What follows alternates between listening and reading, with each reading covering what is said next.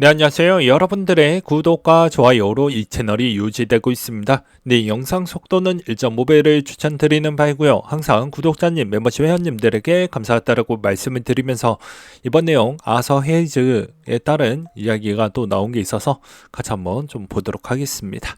일단 아서 헤이즈가 단기 약세 관점을 철회했고요. 앞으로 비트코인 가격이 어느 정도 올라갈 것 같냐라는 언급도 했었는데 최고가 신고점을 일단 갱신을 하고 사상 최고가인 7만 달러에 도달할 것 같다라고 했습니다. 그것도 올해 안에 말이죠.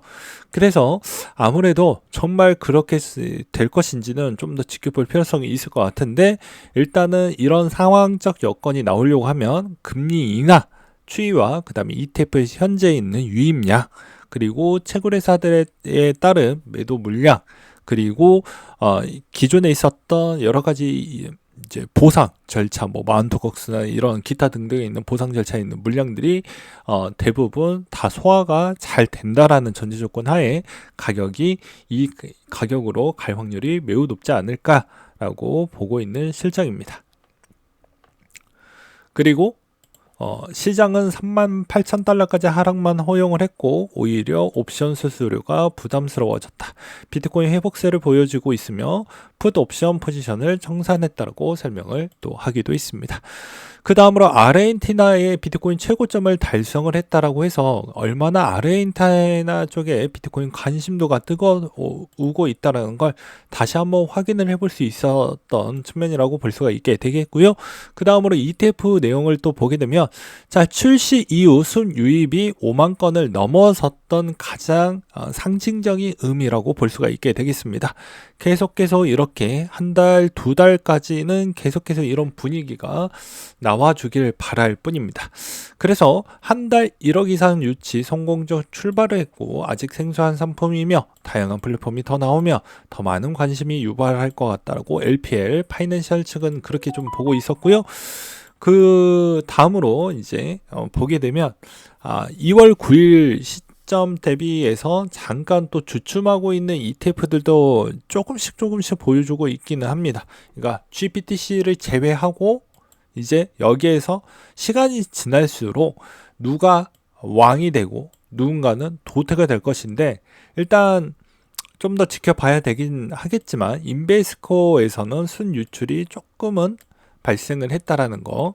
그래서 여기에서도 거의 비스듬하게 조금씩 이렇게 다 같이 상승을 해주고 있는 모습을 보여주고 있는데 유입량이 상승을 해주고 있는 모습을 볼 수가 있겠지만 이제 시간이 지날수록 여기서 이제 갈리게 될 것 같다라고 저는 말씀을 드리고 싶습니다. 이때 갈리는 이 시점 기준점이 또 어떻게 보면 비트코인의 또 방향성을 또 정해줄 수 있는 그런 주요 특징적인 요인이 될 수도 있어요. 무슨 말일 것 같습니까? 그러니까 골고루 1값씩 다 나누어서 흘러갔다라고 치면 물론 지금도 그렇진 않지만 여기에서 나머지 쪽에 이제 거의 0.5도 못 쳐내고 1인당 0.5도 못 채워냈을 경우에는 여기가 블랙록이나 피델리티가 한 3 정도씩은 다 해 주어야 된다라는 내용이 이제 설정이 좀 맞겠죠.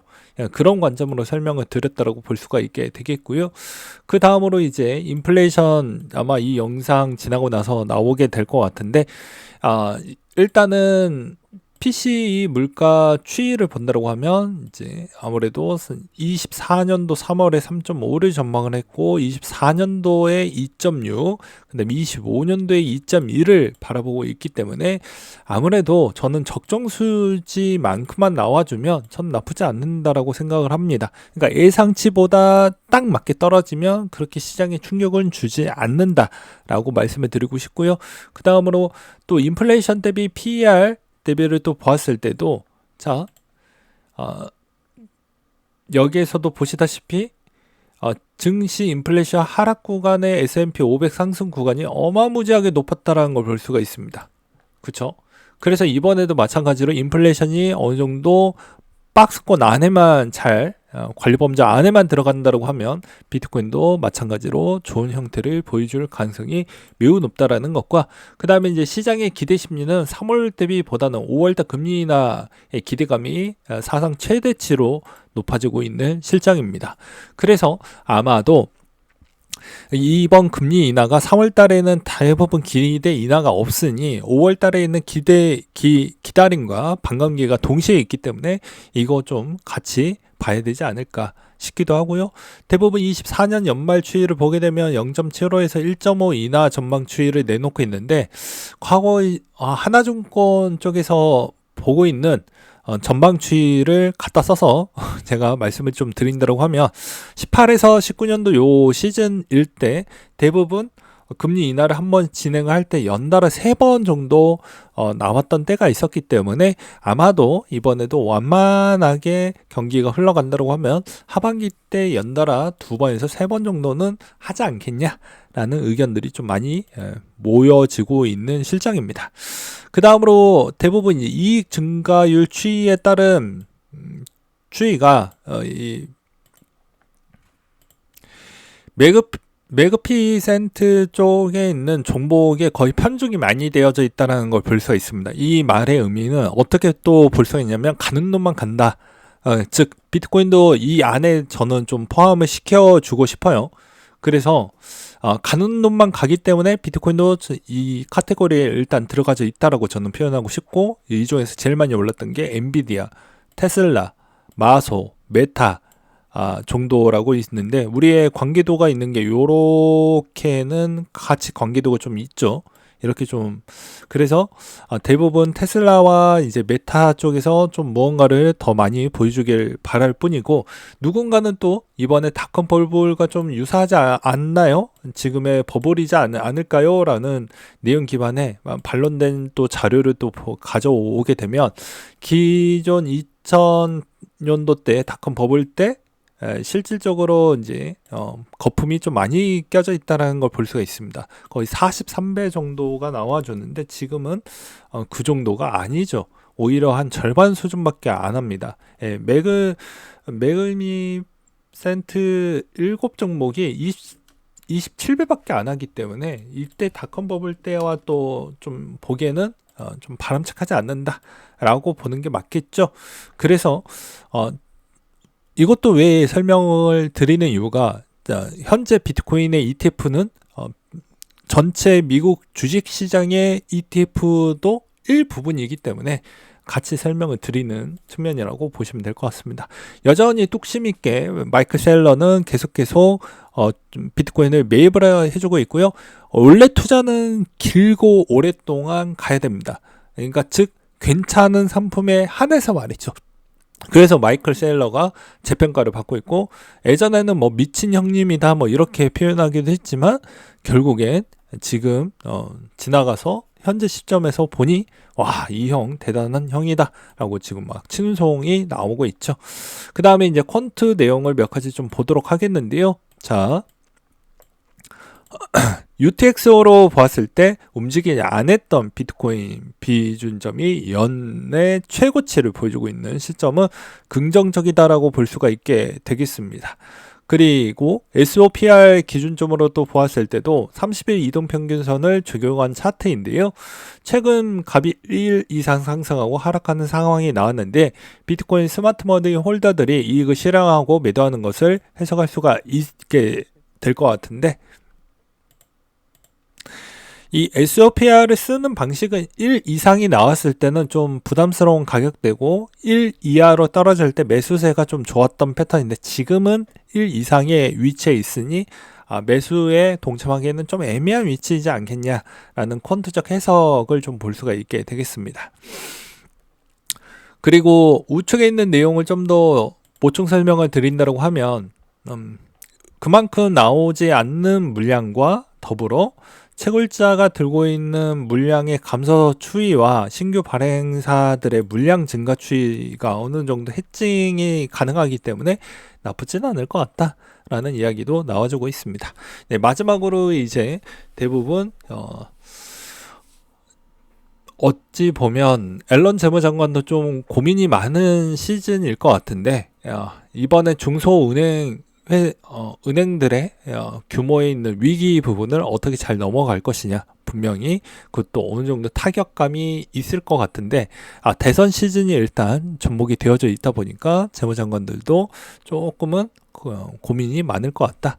그리고 이제 연체가 본격적으로 조금씩 더 올라가고 있는 추이가 다시 보여주고 있어서 아무래도 물가가 더 많이 올라가게는 좀 저해된다. 그리고 지금의 리츠 부분도 이제 파이낸싱이 들어가는 시점이 올해 하반기 물량이 좀 많이 있기 때문에 그렇게 많이 나오기에는 어려울 것 같다. 여기에서도 이제 수익적 관점으로 본다라고 하면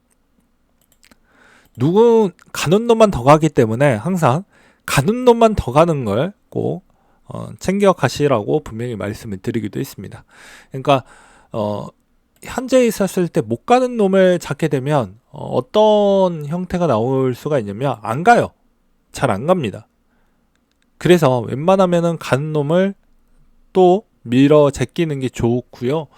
저 같은 경우에는 여전히 이더리움 쪽을 계속 이제 가져갈 생각을 갖고 있고, 이더리움에 따른 기대 수익률은 시간으로 떼어야 됩니다. 당장 뭐 하루 이틀 또는 한 달 안에 수익을 좀 극대화하게끔 가져간다라고 하면 그거는 좀 맞지는 않고 다른 코인을 좀 보는 게 맞지 않을까 싶습니다.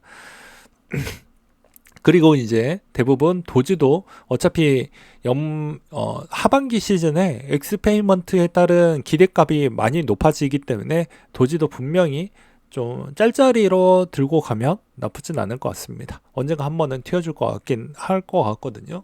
그리고 이제 민코인 애들의 특징은 이더가 이제 ETF 통과가 되면 시바이누나 이런 애들도 좀 좋은 패턴이 나올 확률이 매우 높습니다.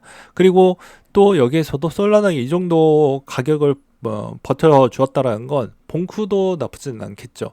그러니까 연결된 이 블록체인이 체인이잖아요. 그러니까 연결에 따른 생각을 다양한 관점으로 좀 생각을 해볼 필요성이 있습니다. 그러니까 체인 기반이 어느 정도 양호하게 흘러간다라고 하면 나머지 애들도 충분히 좋은 성과를 낼 수가 있다라는 걸 머릿속에 꼭 기억을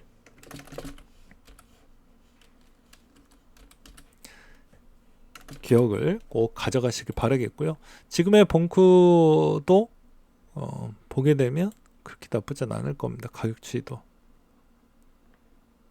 아직 가격 안 맞지만 여전히 이 정도 가격대에 좀 눌러주었다고 하면 내가 민코인으로 뭐 올인을 해야 되겠다 이런 마인드는 아니잖아요.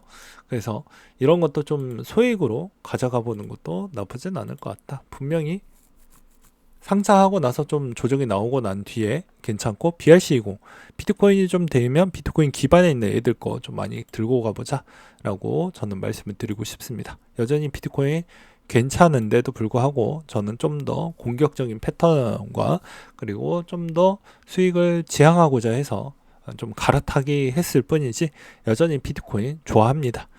그 다음에 마지막으로 요 이야기를 끝으로 여러분들이 좋아하는 또 다른 유튜버 분들이 많을 거잖아요. 그래서 요 내용도 같이 한번 올해 누군가 또 청원을 올린다고 하면 좀 많이들 응원을 좀 부탁드리겠습니다. 어차피 여러분들 여기에서 돈을 엄청나게 돈을 많이 번다라고 해도 뭐라고 해야 될까요? 다시 거기에서 돈을 많이 벌었던 그 맛을 잊지 못하기 때문에 다시 돌아온다고요. 돌아오게 되면 세금을 내야 된다라는 그 거부감을 이겨내지 못할 겁니다. 근데 나만 아니면 돼라는 형태를 제발 가지지는 않으시길 바라겠어요. 네, 이게 이때도 처참합니다. 예. 이분이 뭐 나쁜 걸 써놓은 것도 아니잖아요. 청원도. 근데 고작 300명. 일단 관심조차가 없는 거죠.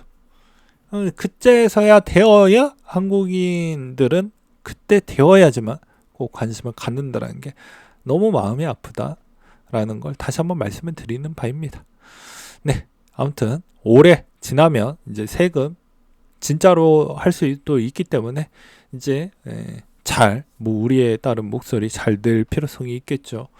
저는 뭐 둘 다 뭐 어느 쪽에 있는 뭐 정당 지지하는 쪽은 단 한 군데도 없습니다. 그놈이기 때문에 그냥 저는 코인적 관점에서 우리의 이득만 잘 챙겨 먹을 수 있는 위주로 된 걸 잘 우리가 지켜내자라는 취지로 말씀을 드리는 거지, 누가 좋아요 이런 건 절대 없습니다.